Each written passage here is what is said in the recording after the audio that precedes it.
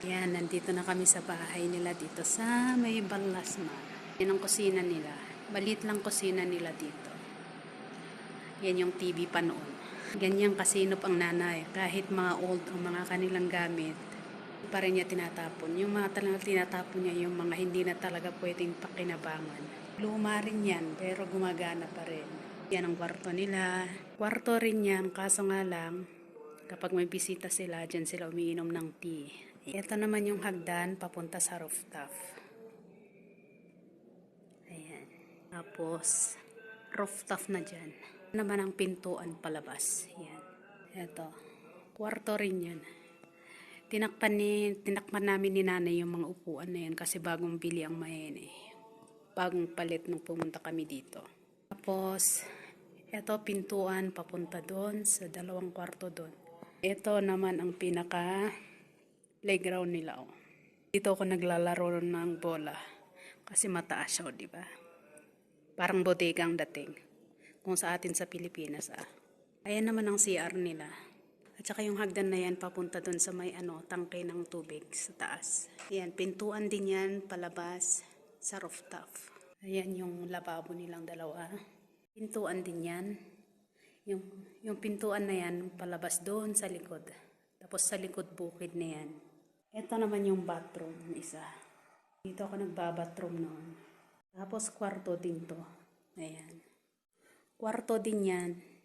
Di ba ang ganda? Ang ganda ng carpet.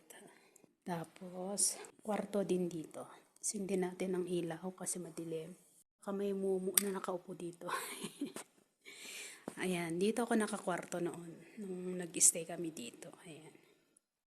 Yung mga yan, foam at saka unan at saka kumot yan. Ayan ang kortina nilang ganda, di ba? Pero matagal na kortina na yan. Kortina pa ng nanay ni nanay. Ayan yung ilaw nila. Oh. Ayan. Sara natin. Ito naman, pintuan palabas. Palabas doon, sa likod. Sa likod naman, pwede silang magkakape doon. May mga, dyan sa likod. Ayan. Yun lang kabuuan ng bahay.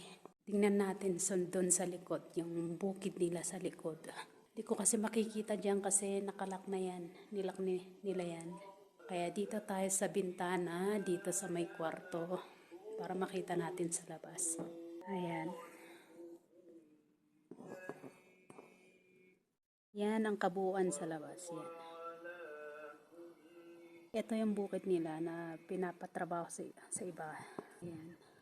Diyan ako nakakita noon ng nagtatrabaho ang dalawang lalaki. Ang lakas ng init noon.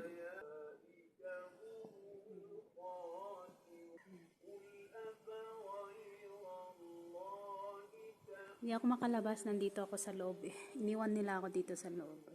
Ready to gardening na. Kailan nung pumunta kami dito, marumi yan, madamo.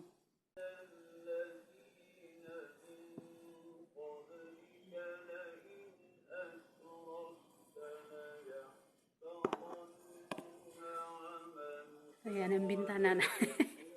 O yan, dyan ako sumilip. O diba, nilabas ko lang cellphone para makita lang sa labas. Yan. O yan. Ayan na mga guys, ang kapuuan ng pinuntahan naming bahay. Meron, di ko pa nakita dito sa labas. Sinara ni nanay. Pero try natin buksan. Baka sakaling mabuksan natin. Para makita natin sa labas. Ay pwede. Hindi pala nilak. Ayan, yung garahe, yung gate nila. Ayan, yan. Yan yung gate. Saka yung konting taniman ni nanay dyan ng pero namamatay na. Ayan yung parkingan nila oh. Ayan sa labas. Ayan si Apo init. Yan lang po. Bye-bye. At pasok na ako dito sa loob para hindi ako mapagalitan. Ito naman ang entrance. Pintuan na yan. Ito. Pintuan na yan. Pagpasok mo dito, yan yung lagayan ng mga sapatos nila. Hagdan yan. Sa ilalim ng hagdan, lagayan ng sapatos. Yan, storage niya. Tapos, dito yung sala. Pagpasok mo dito sa sala, may kwarto dito sa kaliwa, tsaka sa kanan, katabi yung kusina, at tsaka pinakakwarto ng nanay. Ayan yung kusina.